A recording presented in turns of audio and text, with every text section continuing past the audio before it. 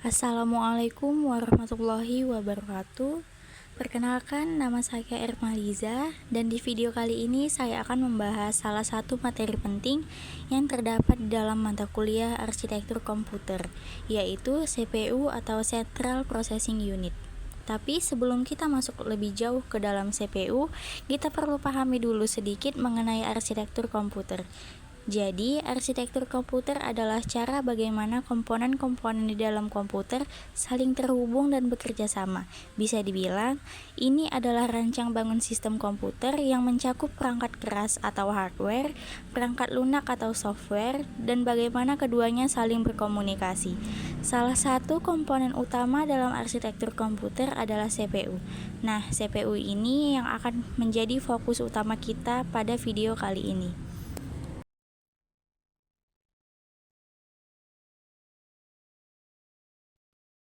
Apa itu CPU? CPU atau Central Processing Unit dalam bahasa Indonesia disebut sebagai unit pemroses pusat. Unit ini adalah komponen utama dalam komputer. Bisa dibilang, CPU adalah otaknya komputer karena bertugas mengendalikan semua proses. CPU menjalankan instruksi dari perangkat lunak atau software, lalu memproses data menjadi informasi yang berguna. CPU bisa kita temukan di berbagai perangkat elektronik, bukan hanya komputer, tetapi juga laptop, tablet, bahkan smartphone. Karena itu, CPU adalah inti dari segala aktivitas digital kita. Di dalam CPU terdiri dari 3 komponen utama, yaitu ALU atau Arithmetic Logic Unit. Komponen ini bertanggung jawab dalam melakukan operasi matematika dasar seperti penjumlahan, pengurangan, dan juga logika seperti perbandingan nilai. Yang kedua, CU atau Control Unit. Unit ini mengatur jalannya instruksi mulai dari mengambil perintah, mengatur alur data, dan juga mengontrol semua bagian CPU agar bekerja lebih tertib. Lalu yang ketiga, ada register. Register adalah tempat penyimpanan sementara di dalam CPU yang menyimpan data yang sedang diproses. Kecepatannya sangat tinggi karena berada langsung di dalam CPU. Selanjutnya, fungsi CPU. Fungsi CPU sangat penting dalam sistem komputer. Di antaranya, menjalankan instruksi dasar program seperti membuka aplikasi atau mengolah file. Yang kedua, melakukan perhitungan aritmatika dan operasi logika, seperti kalkulasi angka dalam spreadsheet atau memproses kondisi logika dalam gate. Yang ketiga, mengontrol dan mengkoordinasi semua komponen komputer agar setiap bagian bekerja sesuai waktunya, seperti memanggil memori, menampilkan hasil ke layar, dan lainnya. Yang keempat, menyimpan data sementara dalam register selama proses berlangsung, supaya proses pengolahan data menjadi lebih cepat dan juga efisien. Selanjutnya, siklus kerja CPU. CPU bekerja mengikuti siklus yang disebut fetch, decode, dan execute. Ini adalah proses berulang yang terjadi terus-menerus selama komputer menyala. Fetch artinya mengambil instruksi dari RAM atau memori utama. Decode berarti menerjemahkan instruksi menjadi sinyal kontrol yang bisa dipahami oleh bagian dalam CPU.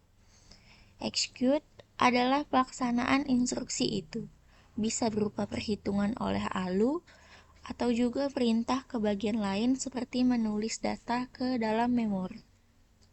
Siklus ini sangat cepat, bisa terjadi jutaan kali dalam 1 detik. Proses ini memastikan setiap program berjalan sesuai instruksi dari awal hingga selesai.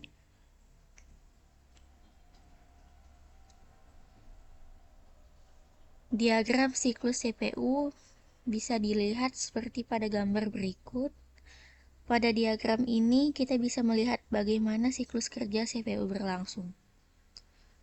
Pertama ada fetch, ini mengambil instruksi dari memori. Selanjutnya ada decode. Decode ini menentukan apa arti instruksi tersebut. Lalu dilanjutkan oleh execute, yakni melaksanakan instruksi, misalnya menghitung atau memindahkan data. Siklus ini terjadi terus-menerus dan sangat cepat. Tanpa proses ini, tidak ada program yang bisa berjalan.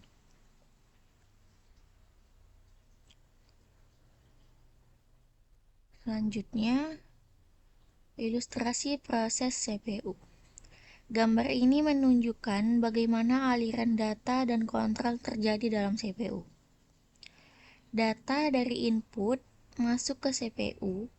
Di dalam CPU terdapat 3 bagian utama, yakni control unit, arithmetic logic, dan juga memory unit. Control unit mengatur pergerakan data dan instruksi. ALU ini melakukan proses perhitungan. Lalu memory unit menyimpan data yang sedang diproses. Setelah selesai, hasilnya akan dikirim ke output. Ada juga backing store yang merupakan tempat penyimpanan tambahan untuk data dalam jumlah besar, seperti hard disk. Garis-garis di diagram ini menunjukkan arah aliran data dan instruksi. Kesimpulan, jadi CPU atau Central Processing Unit merupakan komponen utama dalam sistem komputer yang berfungsi sebagai pusat kendali dalam pengolahan data. CPU bekerja melalui 3 tahapan utama yang disebut siklus instruksi, yaitu fetch, decode, dan execute. Pada tahap fetch, instruksi diambil dari memori, kemudian diterjemahkan atau didekode menjadi sinyal yang dapat dipahami oleh perangkat keras, dan akhirnya dieksekusi oleh ALU atau komponen lain sesuai perintah. Melalui siklus ini, CPU mampu menjalankan berbagai instruksi secara cepat dan efisien, sehingga memungkinkan komputer untuk berfungsi dengan optimal. Memahami cara kerja CPU sangat penting dalam mempelajari arsitektur dan organisasi komputer, karena CPU merupakan pusat pengolahan informasi yang menentukan kinerja sistem secara keseluruhan. Itulah tadi penjelasan mengenai CPU, mulai dari pengertian, komponen, fungsi, hingga bagaimana CPU bekerja melalui siklus kerjanya. Semoga penjelasan ini bisa menambah pemahaman teman-teman semua tentang bagaimana komputer bisa memproses data dan menjalankan perintah kita setiap harinya. Terima kasih sudah menonton videonya sampai selesai. Jangan lupa untuk tetap semangat belajar dan juga jaga kesehatan selalu. Wassalamualaikum warahmatullahi wabarakatuh.